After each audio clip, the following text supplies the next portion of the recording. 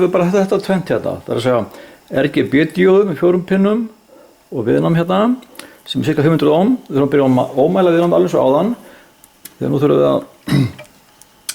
að reikna út strauminn í hverjum lit í díóðunni og þetta er ohm hérna svona og 467 ohm.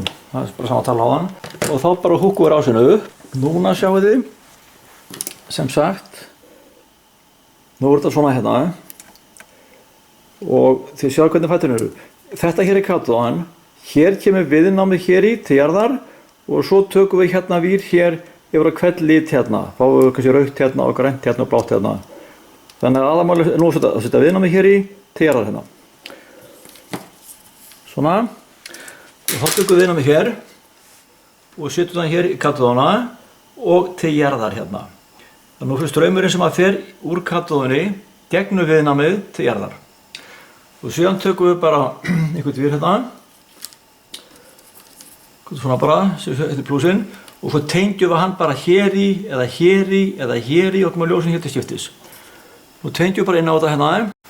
Já, nú stillum við spennugjafann á 12 volt og hér er rásinn tengd. 12 volt hérna á plúsinn og 0 hérna.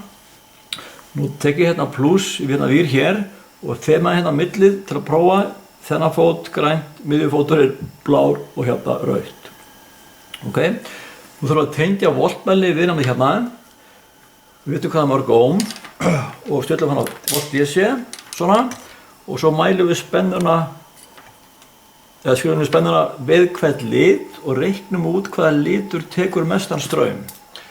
Og þá tengi ég núna vírinn hérna í þennan hérna, þetta er grænt hérna og spennan hérna er 8,73 volt, grænt 8,75 volt hérna og svo fyrir með hann í blátt er 8,86, við menn er rautt hérna, rautt er 10,17 hérna, 10,17